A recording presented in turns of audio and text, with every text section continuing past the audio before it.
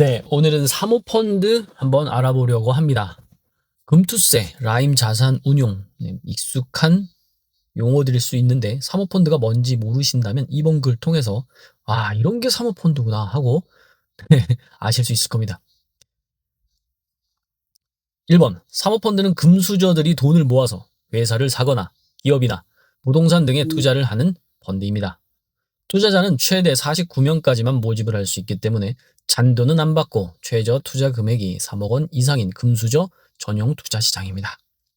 저랑은 상관없겠네요. 일단 투자를 하면 3에서 5년 정도 시간이 지난 뒤에 투자한 회사나 부동산 등을 되팔아서 이익을 내는 펀드라서 폐쇄형이 많습니다. 폐쇄형은 투자 중간에 돈을 돌려받지 못하는 펀드입니다. 투자한 부동산이나 기업을 팔아야 돈이 나오는데 중간에 돈을 돌려달라고 하면 줄 돈이 없어서 폐쇄형을 많이 운영합니다. 폐쇄형만 있는 게 아니라 환매를 원하면 중간에 돈을 돌려주는 개방형도 있습니다. 라임 자산 운용의 경우 폐쇄형과 개방형을 같이 운영했는데 개방형 비중이 높았습니다. TRS라는 레버리지를 활용해서 개방형 운용이 가능했죠. 토탈 리턴 스왑이라는 레버리지를 일으키는 기법입니다. 투자를 할 때 자기 돈을 100% 쓰지 않고 30에서 50% 정도만 자기 돈을 내고 나머지는 금융기관 대출로 투자를 하는 방식입니다. 현금이 아니라 대출을 끼고 집을 산 다음에 남은 돈을 예금에 넣어두는 상황과 비슷합니다. TRS를 받아 투자하고 남은 돈을 현금으로 쉽게 바꿀 수 있는 곳에 묻어 놓으면 고객이 중간에 환매 요청을 해도 돈을 찾아 내주면 된다는 생각에 개방형 펀드를 운용한 것입니다. 사모펀드는 보통 블라인드 펀드로 운영이 됩니다. 블라인드 펀드는 GP라고 부르는 펀드 운영자에게 투자를 전적으로 맡기는 방식이라 투자자들은 투자처와 투자 금액을 미리 알 수 없다고 해서 그런 이름이 붙었습니다. GP가 투자처를 알아서 정하다 보니 얼굴마다 및 GP의 실적과 능력이 제일 중요합니다.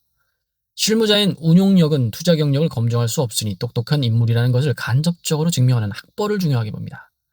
사실은 학벌보다 중요하게 보는 게 따로 있습니다. 바로 집안입니다. 정관계나 재계의 자녀들은 부촌에서 거주하면서 최고 학군에서 교육을 받아 자연스럽게 탄탄한 인맥을 쌓게 되는 경우가 많죠.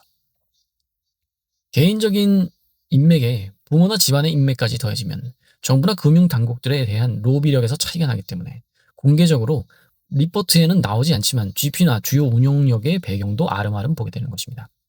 범죄 경력과 평판도 철저하게 확인합니다. 사기꾼이 많이 꼬이는 판이기 때문이죠. 사모펀드와 헤지펀드가 어떤 차이가 있는지 궁금해하는 이야기를 자주 접하게 됩니다. 주식을 보면 단타와 장기 투자 정도 차이가 있습니다. 사모펀드는 기업의 경영권, 지분, 부동산 등 돈으로 바꾸기 힘든 곳에 길게 투자하는 게 보통이고 헤지펀드는 빠른 수익화를 목적으로 하는 경우가 많습니다. 요즘은 금융기법이 워낙 발달해서 헤지펀드인지 사모펀드인지 점점 구분하기가 힘든 펀드들도 많아지고 있습니다. 사모펀드의 가장 일반적인 형태는 레버리지드 바이아웃 펀드입니다. 회사를 사서 몇 년간 운용해서 가치를 올린 다음 비싸게 파는 펀드로 몇천억에서 조 단위까지 돈이 들어가고 규모가 꽤 큰 펀드입니다. 큰 돈을 모으지 못하는 잔잔바리 사모펀드는 메자닌 캐피탈 펀드를 많이 합니다. 라임 자산 운용이 메자닌 펀드였습니다. 메자닌은 이탈리아로 1층과 2층 사이의 라운지 같은 공간을 의미하고 금융에서는 주식과 채권 사이에 있는 금융상품들을 말합니다. 메자닌 펀드는 주식과 채권의 성격이 섞여 있는 중견기업의 신주인수권부 자체, 전환사채, 교환사채 등에 보통 투자를 하게 됩니다. 라임 자산운용의 주업이 메자닌 펀드였고 재무가 나쁜 기업의 사채를 고수익이라며 닥치는 대로 사들이게 됩니다. 메자닌 펀드 중 사모채와 무역금융에 투자한 펀드에서 문제가 발생합니다. 사모채는 사적으로 모집하는 회사채입니다. 보통 회사 신용이 좋고 규모가 있으면 공개로 투자자를 모집하는 공모를 해서 자금을 마련하죠.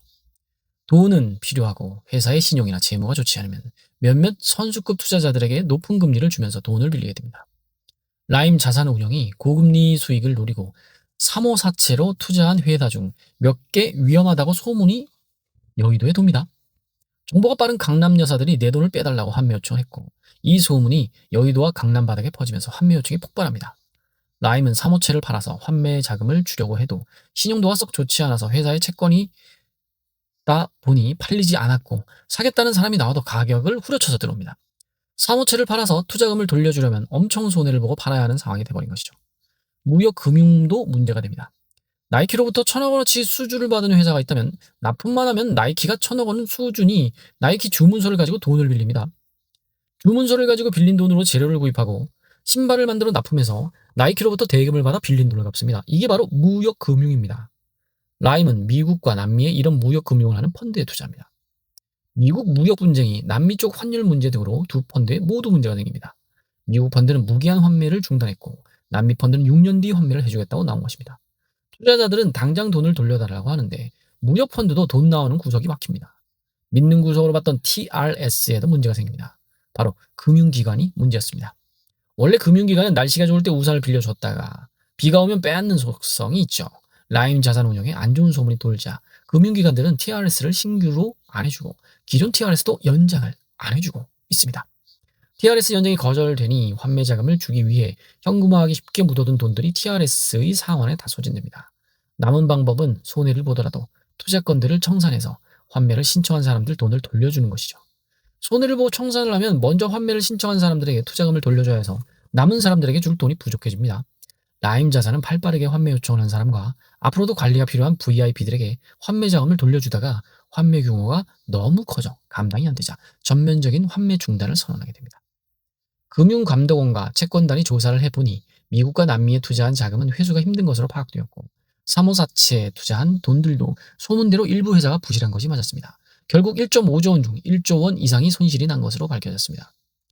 1조 원 중 판매 시점에 이미 98%가 손해가 난 상품인데 그 사실을 숨기고 환매를 한 플루토 TF1호 1611억 원에 대해서 판매사인 우리은행, 하나은행, 신한금투, 미래에셋이 손실액을 전액 배상하라는 결정을 냈지만 나머지 펀드들은 투자자들이 손실을 봅니다. 이것이 라임 사태의 경제적 흐름입니다. 라임 자산운용은 사모펀드에서 보면 잔잔바리급이고 큰 돈을 움직이는 사모펀드는 따로 있습니다. 큰 돈이 움직이는 사모펀드의 꽃은 회사를 사서 몇 년간 운용해서 가치를 올린 다음 비싸게 파는 펀드죠. 적게는 몇백억에서 조 단위까지 돈이 들어가고 규모가 큰 펀드로 M&A를 주로 합니다. M&A는 인수와 합병 두 단어를 합친 말이죠. Acquisition, A, M, Merger. 인수는 특정 기업이나 자산에서 주식을 취득해서 경영권을 확보하는 것을 말하고 합병은 두 개 이상의 기업을 하나로 합치는 것입니다. 인수합병 방법 중 가장 많이 쓰는 것은 주식 인수입니다. 주식을 절반 이상 사들여 회사를 인수하는 것은 이사회 결의만으로 가능해서 가장 간편하게 회사를 인수하는 방법입니다. 합병은 합병이 되는 기업의 모든 권리와 의무가 합병을 하는 기업으로 합쳐지고 합병이 되는 기업의 주주는 합병을 하는 법인의 주식을 새로 받게 되기 때문입니다. 합병을 하는 회사들 간 합병 비율 산출이 가장 문제가 되죠. 합병 비율 산출을 공정하게 하지 못하면 합병으로 이익을 보는 주주와 피해를 보는 주주가 생기게 되고 부당이익과 손해배상 등 여러 가지 복잡한 문제가 생기는 방법입니다. 삼성의 이재용 회장이 오랫동안 법원에 불려다니면서 고생을 하는 것도 계열사 합병이 부당이익을 챙긴 것을 의심받아서입니다. 합병은 합병 비율 산정에 민감한 문제가 있다 보니 전체 주주의 3분의 1 이상이 주주총회를 소집하고 주주총회에 참석한 주주의 3분의 2가 합병에 찬성을 해야 합병이 성립되는 등 방법이 복잡합니다. 합병 뒤에도 하나의 기업으로 통합하는 과정에서 여러 가지 복잡한 일들이 생깁니다. 합병보다 인수가 많이 일어나는 이유죠. 기업을 인수하는데 돈이 필요합니다. 기업의 인수에는 큰 돈이 들어가는 경우가 많아서 남의 돈을 빌려서 인수자금을 마련하는 경우도 많죠. 자기 돈을 거의 한 푼 들이지 않고 인수자금 전액을 남의 돈을 빌려서 마련하는 방식도 있습니다. 인수자금 전액을 남의 돈으로 마련한다고 해서 무자본 M&A라고 부릅니다. 돈에 꼬리표가 있는 게 아니라서 기업 인수를 내 돈으로 하든 남의 돈으로 하든 그건 개인의 자유이고 모두 합법입니다. 무자본 M&A에서 문제가 많이 생기므로 금융감독원에서는 무자본 M&A 건을 인수 후 과정을 가끔 살펴보는 정도입니다. 자기 돈이 없이 남의 돈을 빌려서 기업을 인수했을 때 빌릴 돈을 갚아야 하는 문제가 항상 남게 되죠. 일반적인 M&A는 기업을 인수한 후 경영을 개선해서 기업의 가치를 높인 후 높은 값에 기업을 팔아 이익을 보는 게 일반적이죠. 짧게는 3년, 길게는 7년 정도의 기간을 잡고 인수에 나서게 됩니다. 무자본 M&A는 빌린 돈이 많고 빌린 돈의 이자도 비싼 경우가 많아서 시간을 길게 잡고 기업 가치를 높일 여유가 잘 없습니다. 인수기업의 알짜 자산을 팔아 배당을 하고 허위 공시로 주가를 올리는 등 빌린 돈을 갚기 위해 무리수를 많이 하게 되는 것이죠. 남의 돈으로 한탕을 하려는 기업 사냥꾼이 무자본 M&A로 기업을 인수하는 경우 높은 확률로 불법적인 일들이 생기게 되는 이유죠. 기업 사냥꾼들이 이익을 챙긴 후 남은 회사는 껍데기일 가능성이 많고 주식을 가지고 있던 소액 투자자들은 피해를 보게 되는 것이죠. 무자본 M&A 자체가 불법은 아니지만 기업의 주인이 무자본 M&A의 기업 사냥꾼으로 바뀌었다면 조심해야 한다는 말이죠. 특히 무자본 M&A 자금을 사채업자로부터 빌려서 회사를 인수한 후 유상증자를 하거나 전환사채를 발행해 돈을 만들어 사적으로 유용하는 방식으로 가장 유의해야 합니다. 이런 방식을요. 소액 주주들이 당하지 않으려고 아무리 인수 주체를 뜯어봐도 인수 자금을 빌린 곳이 사채업자라는 표시가 나지 않는 게 일반적이죠. 사모펀드를 이용해서 그렇습니다. 우리나라는 이자 제한법이 있습니다.